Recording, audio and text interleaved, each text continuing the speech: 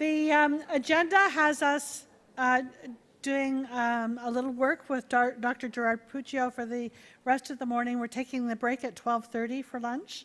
There'll be 45 minutes for a hot lunch before we actually ask you to work for the afternoon. But in working, I'd like to introduce you to Dr. Gerard Puccio, who's our distinguished visiting scholar in creativity at Sheridan, and is the department chair and professor at the International Center for Study in Creativity at Buffalo State, a unique academic department that offers the world's only Masters of Science degree in creativity. Gerard has written more than 50 articles, chapters, and books. In recognition of his outstanding work as a scholar, Dr. Puccio received the State University of New York Chancellor's Recognition Award for Research Excellence, as well as the President's Medal for Scholarship and Creativity. Dr. Puccio is an accomplished speaker and consultant. He's worked with major corporations, universities, and numerous school districts. He's delivered creativity workshops and presentations across the United States and in more than 20 different countries. In 2012, Dr. Puccio was selected by the Teaching Company as one of America's great lecturers, and as such was invited to design and deliver a unique course in creativity. Dr. Puccio is going to be facilitating this afternoon's interactive sessions, and I'd like to invite him to provide you with an introduction, overview of creative thinking, and specifically creative problem solving that will be helpful for this afternoon's work. Gerard?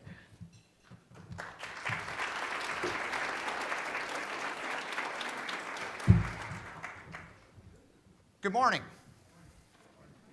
Thank you for all that energy. So let me start with a quick story as a way of setting up the purpose for this morning's session. And this is a nod to Stephen Covey, who wrote and did the work that resulted in 7 Habits of Highly Effective People. So he tells a story. There is a lumberjack competition. And in this lumberjack competition, as the days went on, they got to the finals, and in the finals there were 2 competitors who were completely opposite of one another. One was a young, strapping, virile lumberjack, and the other was a more seasoned lumberjack, we'll say a veteran, someone who was starting to develop gray hair like myself. So they get to the finals, and in the finals, they have to take a saw and cut wood to see who could cut the most wood. In the finals, the young lumberjack looks over to see what the older lumberjack is doing. And each time he looks over, the older lumberjack is seated with his back to the younger lumberjack. And he thinks to himself, oh, look at that poor old man. He's been through the days of competition. He's exhausted. There's no way I'm going to lose. When they count up the number of logs that had been cut, much to the surprise of the younger lumberjack, it turns out the older lumberjack had won. After they gave the trophy to the older lumberjack, the young man ran up to him and said, "How is this possible? Every time I looked over, you were resting. You were exhausted." And the older lumberjack looked at him and said, "You completely misunderstood what I was doing. When you looked over to me and you saw me seated, I wasn't resting. Instead, what I was doing was taking time to lubricate my saw and to sharpen it so that I could be more effective in cutting wood." Now, I tell you that story for a couple of reasons. The first is, I know we're all busy. We've got email that comes in while we're in sessions like this. But think about today and tomorrow as an opportunity to pause, to sharpen and to lubricate your saw. Now, specifically, with respect to creative thinking, this morning did a fantastic job in setting up the importance for creative thinking.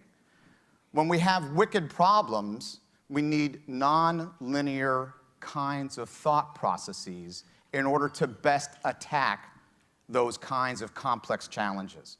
So the purpose for this morning is really to help you to take the gift that we all have, this ability to use and apply our imaginations, and to sharpen that mental saw that we have, so that this afternoon, as has been promised, you get to engage in the content. You get to think through the issues, and you get to imagine new possibilities. So this morning is really focused on helping you to sharpen your creative imagination. That's where we're going.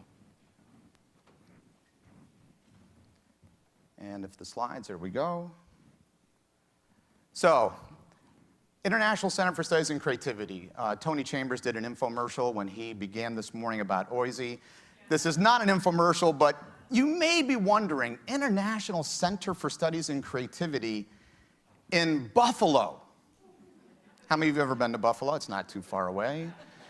Yeah, in Buffalo. You might be thinking, why would the International Center for Studies in Creativity be in Buffalo? I used to jokingly say Buffalo is the city where ideas come to die. But Buffalo, if you've been there recently, you know that it's on the rise. So why in Buffalo? Well, it's this gentleman here, Alex Osborne. He was a founding partner of Batten, Barton, Durstein, and Osborne, BBD&O, major multinational advertising firm. Osborne, as you can imagine, in advertising, believed that imagination and creativity was crucial. And he developed some methods, and he wrote a famous book called Applied Imagination, where he introduced methods that took creativity from chance occurrence to something more deliberate, because he felt creativity could be facilitated. In fact, he developed a methodology I'm sure everyone here has heard of. How many of you have ever heard of brainstorming? Raise your hands if you've heard of brainstorming. Alex Osborne was the creator of brainstorming. Now, as a businessman, he felt, and this was 60 years ago, that education did more to undermine creative thinking than to facilitate it. And so as a businessman, he wanted to do something about that. And he started the Creative Education Foundation with this goal in mind, to bring a more creative trend to American education, because he felt it was a necessary skill in the professional world. And today, in our department, which comes from Osborne's quest to create a more creative trend in education, what we endeavor to do is to think about this as a life skill. So, quick infomercial about our International Center. Was founded in 1967. As you heard Mary mention in the introduction, we offer a Master of Science degree in creativity. We offer a certificate in creativity and change leadership, because more and more there's a connection between leadership and creativity. We saw a panel of change leaders today. We heard a description of leaders who get things done are individuals who have guts and creativity. Michael Mumford, University of Oklahoma, argues that leaders today have to be creative problem solvers. So we connect in an intimate way creativity to leadership. Because of the reputation of the program, we offer a hybrid distance program. We have now over 500 alumni. If you ever visit Buffalo State, we have a collection of 4,000 books on the topic of creativity. We think it's the largest collection in the world, we think. We offer some non-degree services as well. We offer a creativity camp for middle school children in the summertime. We have a cultural creativity course we call Creativity in America, a short course that we offer. We have great relationships with universities in Asia, where we offer short courses in creativity. In Mexico, we offer a certificate in creativity, and several years ago, we began our own press. So here's the roadmap for this session. You heard the panel this morning. The panel did an excellent job in framing some of the challenges, some of the issues. This afternoon, after lunch, we're going to be going into small group work where you get to collaborate and explore these issues. And not only explore these issues, but think about how we might respond to those issues, creating the future, as the title of the conference would indicate. So what will we do to bridge the panel to the working sessions in the afternoon? We're going to begin to explore. We've heard the word creativity being tossed around. We'll look at some definitions of creativity. We'll look at why it's important today. We're going to examine some ways in which we can develop creativity, and then we'll look at what we might take into the afternoon. So that's the roadmap for this morning. I'd like to get you involved. I'd like you to turn to a partner at your table so everyone has an opportunity to think through this. Before I share with you some definitions and descriptions of the concept of what creativity is from the literature, I'd like you to begin to think about that. So just turning to a neighbor, take a sheet of paper, draw a line down the center of that sheet of paper. On the left side, let's label that column, what is creativity? And I'm going to give you 3 minutes. In that left column, please capture the words and phrases you associate with the word creativity. I'm going to bring up my iPhone. You only have 3 minutes for this. Ready and go.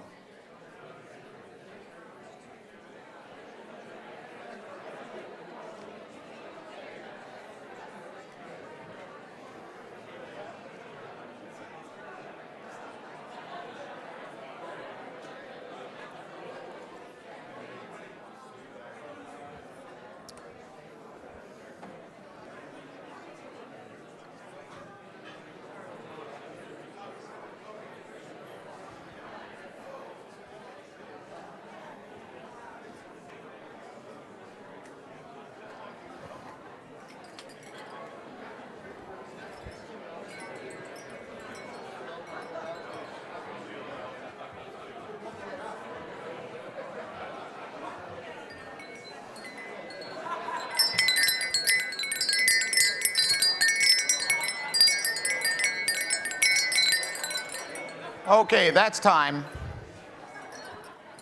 See, I didn't even have to give you instructions on what happens when you hear the chimes. So we'll be doing a number of small group exercises, and when you hear the chimes, that means that time's over, time to refocus. So I wanted you to begin to think about this before I share with you from the literature just a few concepts in terms of what creativity is, not to test you to see if you come up with the right answer, but to get you to be thinking about how we approach the concept of creativity. So I'm curious if we can just get a few folks to shout out, if you wouldn't mind, nice and loud. What were some of the words or phrases you associated with this concept, this term creativity? Give me an example. Non-judgmental. Non-judgmental, thank you. I'm sorry?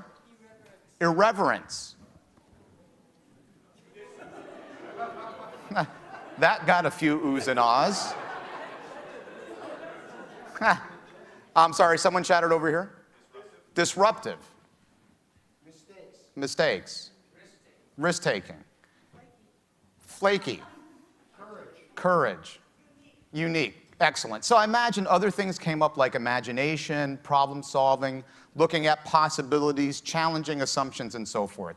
If that's what you had in your list, then those are right on mark in terms of how we think about creativity. Let me share with you, just so that we have a shared view of creativity, some of the definitions from the literature. And I'm only going to give you a few. Know that there are many more. This is one that I came across when I was doing my PhD, which I did at the University of Manchester. This definition goes as follows. Creativity is the ability to modify self-imposed constraints. The ability to modify self-imposed constraints. Now, often, it's easy to say, well, the reason I'm not creative is someone else is stopping me, right? It's them, the mysterious them. But first, we have to recognize that it's a human characteristic and that it starts from within. And there are things that we do often that limit our own ability to imagine new possibilities. In fact, let's test this out. Let's do some math. When we were preparing for the conference, Mary said to me that this is a group that would really enjoy complex math problems. Was she right? Yes, okay. So let's try this out. Actually, this is not that complex. It's simple addition. I'm going to bring a series of numbers up, and I'd like you to participate in this. And as I bring up the next number, I'd like you to shout out the total as we go along. All right, so let me test you at first. And you go to the eye doctor, and they ask you to read the letters on the screen. Let me test your eyesight. The number on the screen that you see is Great. Okay, now shout out the total is? Great. Total? Total? Total? Total? Total? And total?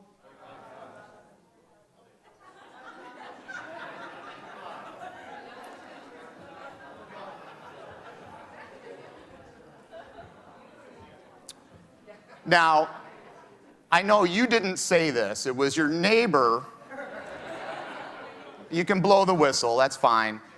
I've been using this exercise now for about 20 years, and 99% of the groups that I work with the exception of a European bank, I was working with the top 100 executives a few years ago.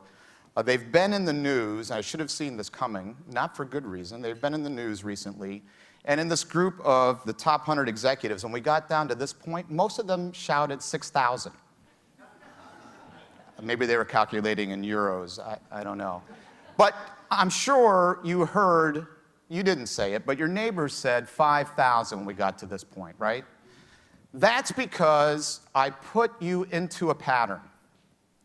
And the pattern was you're working with two-digit places. You're working with thousands, right, and tens. Until we get to the last number, now your mind has a new piece of information to contend with, the hundreds place. You hadn't previously worked with that, so what happened? You went back to what your mind already knew, the thousands place. And that's how we end up at 5,000. The point is, it took how long to create that pattern? A few seconds, right? This morning you heard the discussion between tradition and innovation. And if it took us just a few seconds to create a pattern that limited your thinking, what are the ramifications of having a tradition that's been carrying on since the 1940s or even earlier? In what ways might that limit our ability to see new possibilities? This is what we want to avoid in our conversations this afternoon. So, creativity is an ability. The other reason why I like the definition, creativity is an ability to modify self-imposed constraints, and this might sound like an irreverent thought, but creativity is an ability, like any other ability, which implies three things. We all have it. We were all born with the capacity to imagine new possibilities. And thanks to the opposable thumb, the ability to take what we imagine and to make it real. In a sense, evolution made us creativity machines. What we also know about creativity, when you measure it, and there are some 200 different measures of creativity when you look at the psychological literature, when you measure it, it's like other abilities. It's normally distributed. And the third characteristic of an ability, and the reason why our department exists, is that we know creative thinking is a skill that is trainable. It is something that can be developed. I have an image here of the poster child for special creativity, eminent creativity, Mozart. Must have been something different about Mozart. He began public performances at age 5. At 17, he joined the Royal Orchestra in Salzburg. Over his career, he wrote 600 compositions. Must have been someone born to be creative, right? Well, let me ask you this question. How many of you have ever played a musical instrument?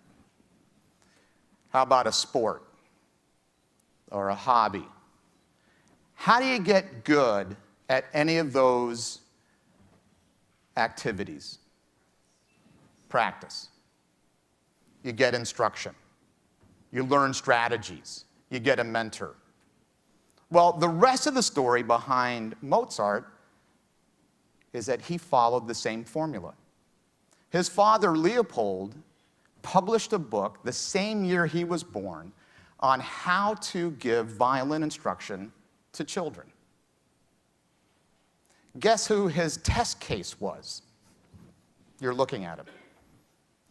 He also had a very heavy hand in helping young Mozart to write his initial compositions.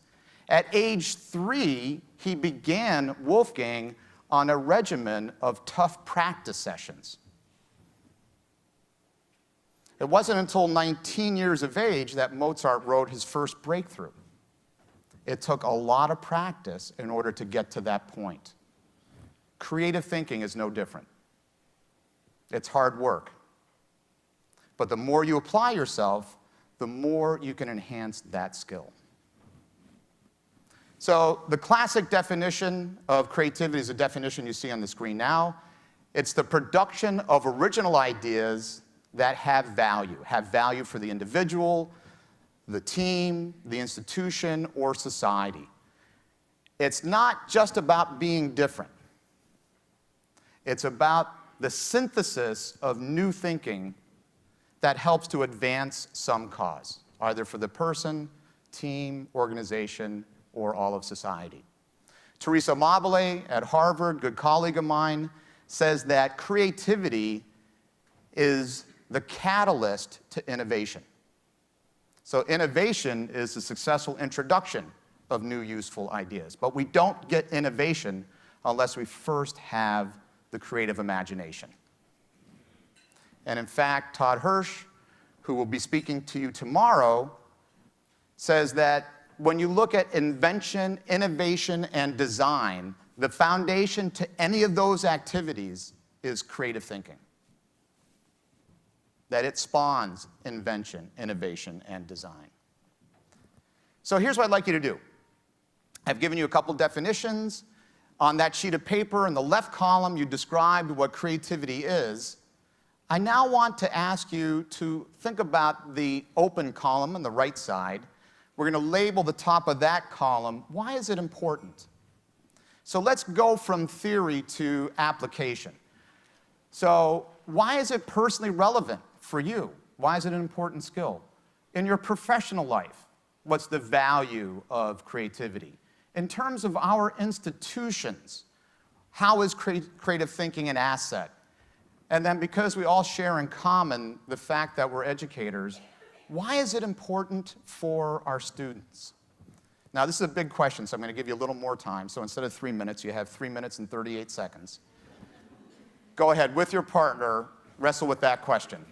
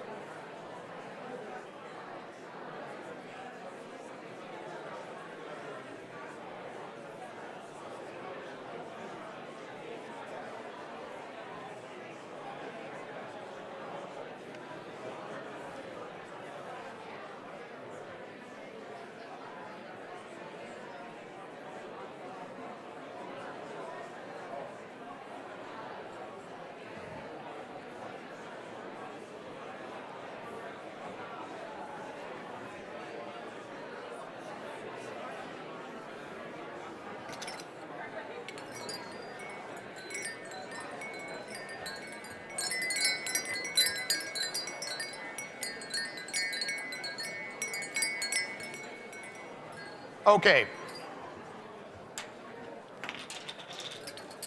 That's time. Let me share with you very briefly. I could take an entire lecture and talk about this, but I won't. But let me share with you a few trends, and I've been in this field now for more than 25 years, trends that I see that are shifting into the national dialogue the importance of creativity. And I wonder if you touched on some of these. The first one is change. It's an illusion to think life is stable. Things are always changing. And let's explore this concept of change. So we did math earlier, now we're going to do some reading. And it's very simple. The first time through, I'd like you to say, reading left to right, the words as you see them. The first word on here is what? Okay, so we're going to start in a moment, but I'm going to challenge you to keep pace with me. And every time I clap my hand, I'd like you to go on to the next word. Okay, and I'll tell you now, I'm going to speed up. All right, I'll warn you now. So we'll begin. The first word is? Green, red, blue, green, yellow, orange, red, black, blue, red, green, red, blue, green, You're mumbling at the end, so I'm just going to take you on your honor that you're able to keep up with me. Okay, so that's our traditional approach. Now, I'm going to send out the directive, the memo that says, change is here. We no longer follow the tradition of reading the words. We're now going to say the color that the word appears in. So this first one, it's kind of washed out a little bit. It's not green, it's yellow. Okay, you got it. This is not that difficult. Okay, as before, I'm going to pace you. We'll see if you can keep up with me. So we'll begin. The first one is? yellow, green, yellow, blue, red, orange,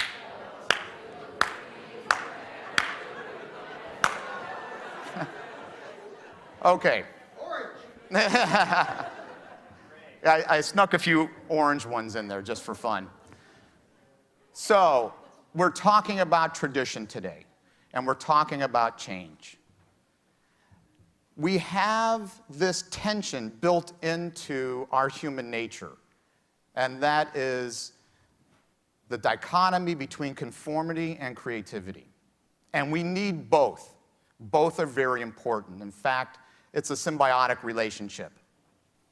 When we create, others see what we do, they learn from us, they then adapt and adopt, they conform to new ideas. The risk is our potential for conformity bias. To always do, we heard it this morning, to always do what we've always done because it's tradition. Because when we begin to change, as we push back on well-worn patterns, it's difficult to see new possibilities. Let's see what that feels like. If you would, if you're taking notes, put your pens down or push your iPad to the side, or if you're holding a sharp object, please put it down. And fold your arms in front of you as you would naturally. And note which forearm you have on top. I have my left. Now, how does that feel when I ask you to fold your arms together? Did you have to think about it, how they went together? Probably feels pretty natural, pretty comfortable, right? Take your arms apart. Now weave them together so the opposite ends up on top the second time. Some of you are still trying to figure that out. So this is a metaphor for change. Often when we're engaged in well-worn patterns and habits, our tradition, it's going to feel very comfortable. We don't even have to think about it. But life is changing. We heard it this morning. Globalization, demographics, student expectations, the value placed on the degree, expanding to different models. What's it going to feel like as we begin to experiment with things that are new? It's going to feel a little uncomfortable. And it will take some time to then make those new patterns and practices. But in a world that's changing quickly, we need to be able to do this. If we look historically at major changes in post-secondary education, we may be at a nexus point. Major changes have occurred roughly every 20 to 25 years. And that's what this conference is about.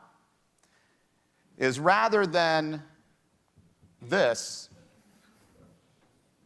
I hope it goes away, which it's not going to go away, rather than reacting to the change, how do we operate as change leaders and respond proactively to the change? Instead of being victims, how do we operate as victors, as facilitators of our own change? So, some other trends. We've gone through the industrial age, the information age, the knowledge age. Many economists now agree we're in a creative age, a creative economy. 70% of executives are now focusing on creativity and innovation. In the US, 88% of corporations have innovate or innovation in their mission, values, or vision. 88%. Often, though, it's just in the vision, mission, on the website, on posters. But more and more employers are looking for new hires that will help to drive innovation. In fact, the Canada Task Force on Skills of the Canadian labor force made a clarion call for this. In their recommendations, they said the only way for Canada to remain competitive, because creativity generates ideas, ideas generates innovation, innovation results in prosperity. How do we uplift the creative abilities of all people so that as they join the workforce or they initiate their own startups, their own entrepreneurial ventures, are they bringing their creative thinking and creative problem solving to bear? I don't know if you know the P21 Collaborative in the US. I've got dozens of reports like the Canadian Task Force. Every single description I have seen of essential workplace skills in the 21st century, every list I've seen has included creative thinking, creative problem solving, and innovation. So the question becomes, if this is what employers expect, if this is what the Canadian economy needs, how well are we preparing students for that kind of world? How well? Well, at least according to one expert, leading researcher in the field of creativity, Mark Runco, he says most educational efforts emphasize convergent thinking, getting the single right answer, and therefore may do very little, if anything, for creative potential. At Sheridan, I've been there long enough to now say the word process instead of process. And at the International Center for Studies in Creativity, our goal is to move creativity from chance to on demand. That you can learn strategies to engage in deliberate creative thinking. And this is one model we use, and this is the model we'll be using today. It's called creative problem solving. So when you have a dynamic, non-linear, complex challenge, a wicked problem, you need a non-linear, iterative, imaginative thought process to meet the demands of that challenge. And that's what creative problem solving does. 70-some research studies that have looked at the trainability of creativity, meta-analytic analysis of those studies shows that the models that are most successful are cognitive models, cognitive strategies. providing thinking skills and tools. And that's what creative problem solving does. So you're going to be engaged after lunch in using this model. We're going to practice a little bit this morning, and then you'll have expert facilitators working with you this afternoon. There are 4 stages, 4 steps in this model. The first step we call clarify, getting the question right. If you don't have the question right, you can't get to a breakthrough answer. So how do you frame the problem? How do you frame the issues? How do you understand what the core issues are? And we heard many of these being identified this morning. Then once you understand what the challenges are, once you've framed the problem, then you move into ideation, generating possible solutions. Those are then developed into workable solutions in the 3rd step, called develop, where we bring ideas to life. And then in the 4th step, there are tools that help us to think about selling our ideas, taking action, moving from paper to reality, bringing it to fruition. So this is the creative problem-solving process. If you look at this process, you'll see that every step in this process is symbolized by a diamond. And the reason for this is we all evolve with a capacity to engage in 2 forms of thinking, which is represented by this diamond. About 100,000 years ago, our brain chemistry developed to a point where we could not only engage in these 2 forms of thinking, but we could learn to control these 2 forms of thinking. One is defocused thinking, which is divergent thinking.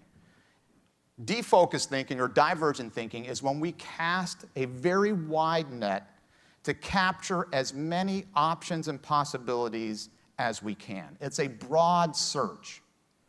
It's the generation of many original and varied alternatives. And thus, the top portion of the diamond represents that expansive thinking, reaching out. Now, what we know from research is when you give someone a problem and you have them generate ideas and you analyze the ideas that they've generated, the first third of the ideas that they think of are usually unoriginal. They're things that they've already thought of or other people have already thought of. So in divergent thinking, we engage in what we call extended effort. We don't just stop with what's familiar to us, but we continue to generate. We go beyond that initial dump of ideas. Because when we analyze what a group has generated or an individual has generated, the most original thinking almost always comes in the last third of what's been produced. In industry, it takes 6,000 concepts in order to get to one innovation. You have to experiment and play with lots of ideas in order to get to a breakthrough. Divergent thinking then has to be balanced off with convergent thinking, which is the selection of the most promising options and the development of the most promising options. Now, frankly, while all humans can engage in these 2 forms of thinking, we don't do it terribly well. I'll give you an example to see if you can relate to this. Have you ever been in a meeting where someone comes in, person who's running the meeting, and says, "We've got a tough nut of a problem. We really need to work on this problem. I really need some ideas. Does anybody have any ideas?" And it's quiet like this for a while. And then someone's brave enough to share an idea. And then what's often the next comment that's made? "No, we can't do that. Oh, we don't have the budget for that. We tried that 180,000 years ago, and it didn't work then. It's not going to work now." So while we're trying to engage in exploring, others are converging and evaluating. It's like trying to drive a car when you're stepping on the accelerator and someone else is pumping the brake. It's mental whiplash. So first tip, and your facilitators at your tables are going to help you with this, is to separate these 2 forms of thinking. It's hugely inefficient to diverge and evaluate at the same time. It's much better to first build the menu of options and then to shift into evaluation only when you have a full range of possibilities. So you'll see as we go through this process, when we go through clarify, ideate, and develop, we're going to first begin by diverging, getting outside of this area of familiarity, and then we'll shift into a selection and evaluation process. Now, we're going to try this out, just to warm you up, to get you ready for after lunch, when we apply our thinking to the real challenge of how do we meet the future in terms of transforming post-secondary education. And here are 4 guidelines. We're going to apply these guidelines at our tables. I'll give you the 4 principles for effective divergent thinking. The first principle is to suspend evaluation. The second principle is to go for quantity. The third is to look for and to make connections. And the fourth is to seek novelty, to seek blue sky ideas. Now, I have a photograph of Ernest Hemingway here, because it turns out when you look at eminently creative people, and there's a wonderful book out called Daily Rituals, it's a misnomer to think that creativity just sort of happens. It doesn't. Eminently creative people practice strategies that foster their creative thinking. And this is what Hemingway did every morning, 6 o'clock when he was at home. He would get up, go to his writing table, standing, begin with a pencil that had no eraser because he did not want to edit his thinking. He thought scrutiny was the killer to creative thinking. He would begin each morning with free writing, capturing in half sentences, no punctuation, all of his thoughts. And when he felt like he had enough material, then he would move to his typewriter. He diverged, and then he committed and converged. So the first principle is the key principle to divergent thinking is to suspend your evaluation, to put it off momentarily. The second principle, go for quantity. George Plimpton was interviewing, it was in Paris Review, Ernest Hemingway, and asked him how he came up with titles for his books. And he said, what I do when I'm done writing the book is I generate at least 100 different titles, and then I select the one that I like best. So through quantity, we get to quality. If you want to be successful in solving a problem, the more ideas you have to attack that problem, your probability of success goes up. Linus Pauling said the best way to have a good idea is to have lots of ideas. The third principle is to make connections. There's a wonderful book called Borrowing Brilliance, written by the innovation officer at Intuit. And he said, the golden route to creativity is to always make connections, make associations. This is what great creators do. They borrow ideas from others. They look to other fields. They look at others' work. So we'll encourage you, as you're working together in teams, to listen to each other and see if you can use other people's ideas as springboards to your ideas. And in fact, Hemingway did this. When he was interviewed by Plimpton and asked where he got his ideas, he said, I get some of my best ideas for writing from painters, from philosophers, from psychologists, from going and just observing people. So we're going to encourage you to do the same. And then the fourth principle is to allow for novelty, to really take the handcuffs off your imagination.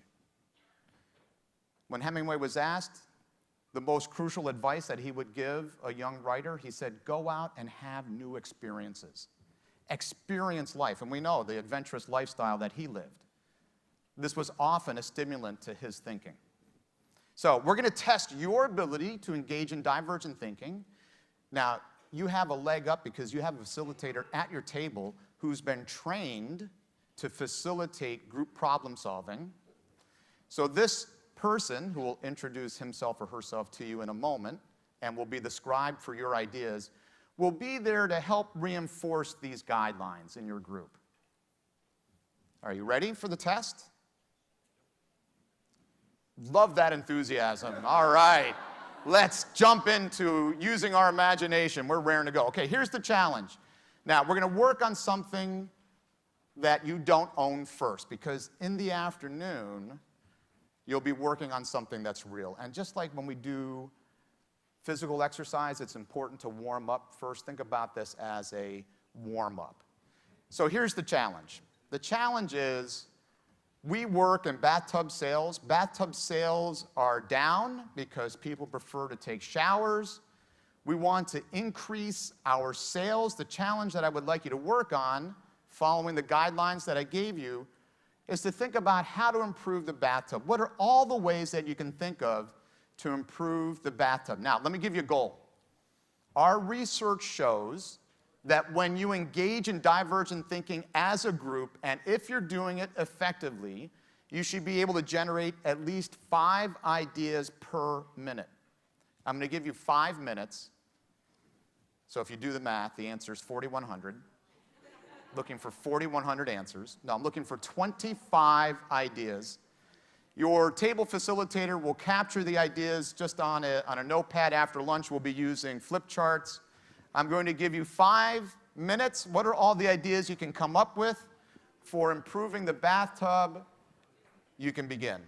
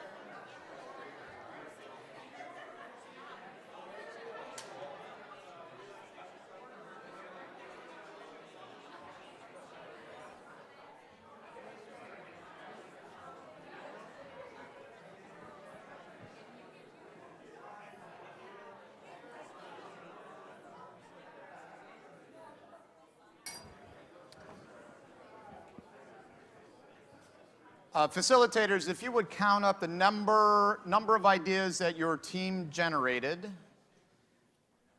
we're going to evaluate how you performed against these 4 guidelines for divergent thinking.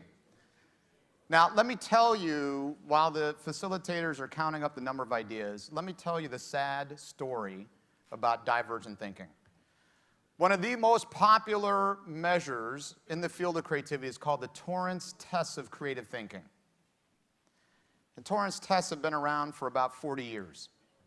It has a 3 times stronger predictive validity of adult creative achievement than the standard IQ test. It's a powerful measure. And it measures divergent thinking. A study published in 2011 in the Creativity Research Journal looked at the longitudinal divergent thinking skills of kids through their educational experience into adulthood. And what they found was, when you look at fluency in thought, originality in thought, flexibility in thinking, these are all 3 specific subskills in divergent thinking, that this increased as children got older until they hit, and this is a US study, until they hit the 6th grade. And this study of 100,000 students found that in 6th grade, it dropped precipitously, significantly, statistically, never to regain its former levels. Now, you can imagine some variables that are impacting that. Socialization process, education. This is a skill that seems to atrophy as we get older. So let's look at how we did. I'm going to jump to the second guideline here, go for quantity. I gave you a goal of 25 ideas or more Tables that hit 25 ideas or more, raise your hands. How many tables did that? Wow, wonderful, good.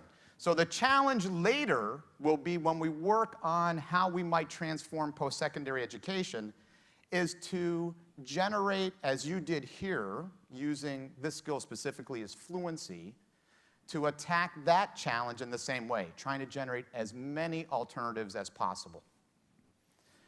The first guideline, let me back up into deferring judgment. This is called the principal guideline because if you don't do this, it's like a drag on your brain. It's hard to evaluate and generate at the same time. If you're evaluating, if you're applying critical thinking while you're generating, you're going to limit your ability to see a wide range of possibilities. So it's absolutely crucial that we suspend our own evaluation on our own thinking, that you share everything that you think of so the group can benefit from that, and that we also avoid the tendency to evaluate others. Because what we're attempting to do is to create an atmosphere, a climate that's conducive to creative thinking. One of the things that has the greatest impact as a variable on creative thinking is the climate in the team. So deferring judgment helps us to build that atmosphere that encourages people to come forward with ideas. Making connections. I suspect that one of the things that occurred in your groups is that as other people shared ideas, it served as a springboard for your own thinking. You heard someone say bathtub for 2, and you said, hey, why not? Bathtub for 4, right? Something like that. That's the benefit that this group was there, right? Bathtub for 4, yeah. I can see the smiles on your faces. One of the benefits of engaging in divergent thinking in teams is that stimulation that you get from others. And that's why we're going to tackle the challenge of how we might transform post-secondary education in teams so that we can use others' thinking as a springboard for our own. And then the last principle, seeking novelty. Do you think that you have something in your list that no other group came up with? Like automatic urine detector or the Murphy tub or something like that. Now, this, we're not going to do it, but the statistical analysis of original thinking is statistical infrequency. If you have the ability to generate an idea that no one else thought of using a population as a comparison group, then that proves that you are effective at engaging in divergent thinking and can produce original responses. Now, what's the benefit of allowing for novelty? Those crazy ideas. The automatic urine detector in the bathtub. Isn't that just silly? No, remember, we're trying to reinforce an environment that allows for all ideas to come forward. A safe place for ideas. And if you share that idea, automatic urine detector, and it gets captured, if someone is sitting there and they're evaluating their thinking, if they see that that idea is entertained, what does it communicate to them? Oh, this is safe. I can share my idea. The group loses when people hold their ideas back. And the other benefit is it challenges patterns. That new idea takes you down a different tangent and often serves as a springboard for a whole new set of thinking. So that's the other benefit. At some point, we have to go through the converging process. We're not going to do this now, but you'll see your facilitators balancing off divergent thinking with convergent thinking. Here we use 4 guidelines, just like we had 4 guidelines for divergent thinking. We have 4 guidelines for convergent thinking. I'm only going to talk about the first one here, using affirmative judgment. When it comes time to converge, it doesn't mean you slash and burn all the bad ideas. Okay, we're done with all the silliness. Let's just focus on the good ideas. But what we do is we take an affirmative approach to our evaluation, looking for the positives first. The person I have pictured here is Billy Mitchell. Sad story. Billy Mitchell was the first Army officer, American Army officer, to fly across enemy lines during World War I. And he had a profound insight. He looked down at that trench warfare and the awfulness of that and said, they're stuck in the mud. There's a third dimension that we can begin to use that would eliminate the horror of trench warfare, airplanes. And he had this vision for the benefit of bringing this technology into the military. When World War I ended, he came back to the US. He was an advocate for the use of airplanes. What do you think the military establishment said? Oh, Billy, wonderful idea.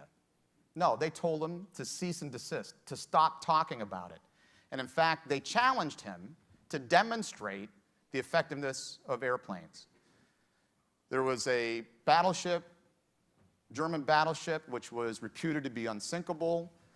They put on a huge show inviting government officials and military officials, and they challenged Billy to sink this battleship with 2 biplanes, which he did in 15 minutes.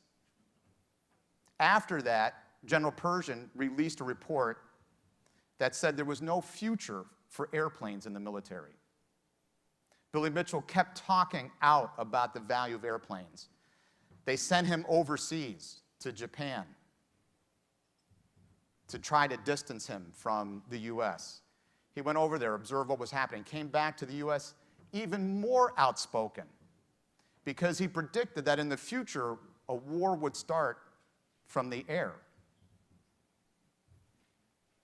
Did they warmly embrace him? No, they court-martialed him for being insubordinate, and they stripped him of his rank.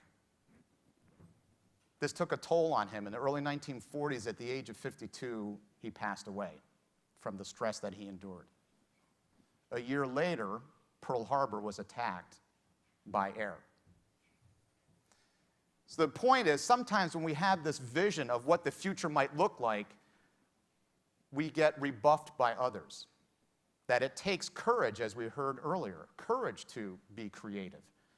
What we want to avoid when we're evaluating ideas is to slip into rejecting something just because it's novel.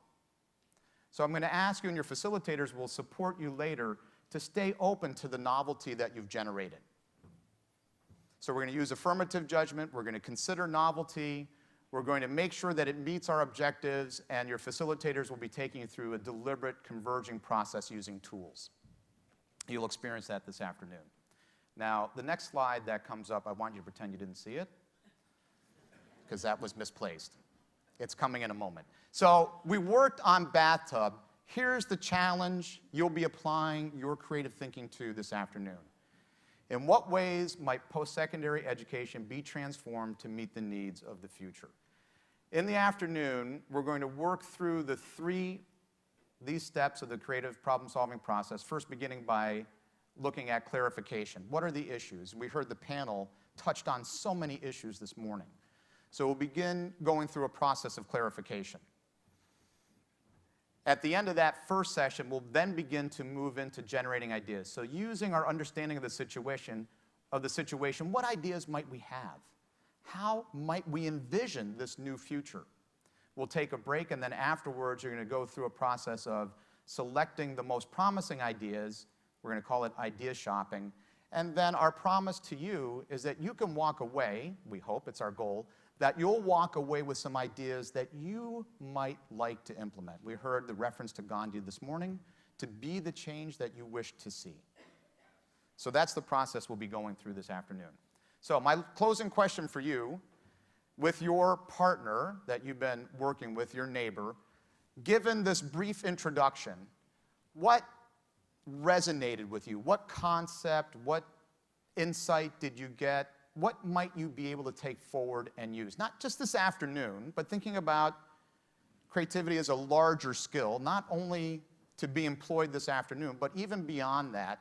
What new insight, what was useful for you from the hour plus that I had with you? So I'll give you a chance to talk about that with your neighbor. Then I have a closing quote to share with you, and then we're off to the buffet lunch. But go ahead and have that conversation. What might you take forward?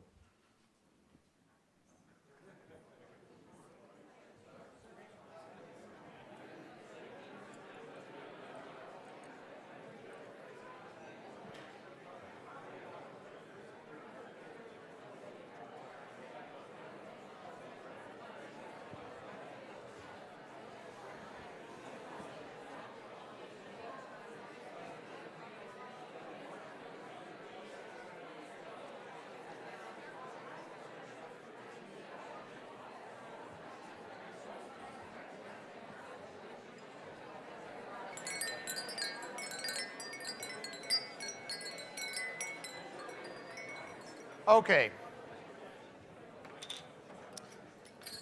Apologies for interrupting your conversation. I really appreciate the volume in the room. I assume and hope that the conversation was focused on your takeaways from this morning, not trying to project what will be served at the lunch. So I want to close with just a few comments. First comment, before Mary comes up and directs us to lunch. First comment, we had about an hour. Please understand that there is a lot of content and literature out there on the discipline of creativity. Our master's degree is 33 credit hours, and we just had an hour, so we just barely skimming the surface. And then the second, I want to share a quote with you from one of the pioneers in the field, J.P. Guilford, former president of the American Psychological Association. He said that to live is to have problems, and to solve problems creatively is growth. So you have a choice this afternoon. You can't escape the fact that life will throw you challenges. What you can control is how you respond to those challenges. So this afternoon, you have an opportunity to engage in some proactive thinking. How might we reshape post-secondary education to better meet the challenges of this 21st century? So with that, I'm going to say thank you, and I'm going to turn it over to Mary to give us instructions for the buffet. So thanks for your time.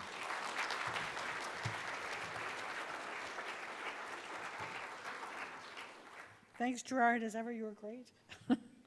Your overview has provided our conference participants with exciting insight into what this afternoon brings. And now for lunch. You're waiting. Lunch has been served next door where you had your breakfast. You're welcome to come back into this room and use the tables to sit down as opposed to buffeting it, which may not be anybody's idea of the best. There is access to an outdoor patio. I'm not sure that the weather has changed much. So if anybody wants the patio, just let us know. We'll send you out as a pioneer. The patio is actually just past the registration desk, so it's out that way. We'll watch to see what kind of traffic goes in that direction.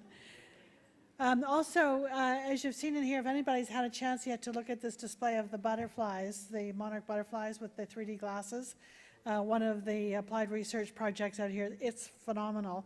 There are many projects around the walls, and also when you go out, you go down the hall, then to your right.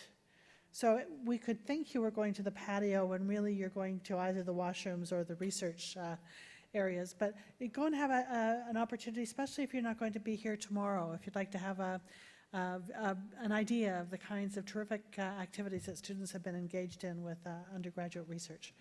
So off you go. We are expecting to come back at 1:15 if we can, so that we don't perpetually run behind, so that we can get to drinks and hors d'oeuvres later.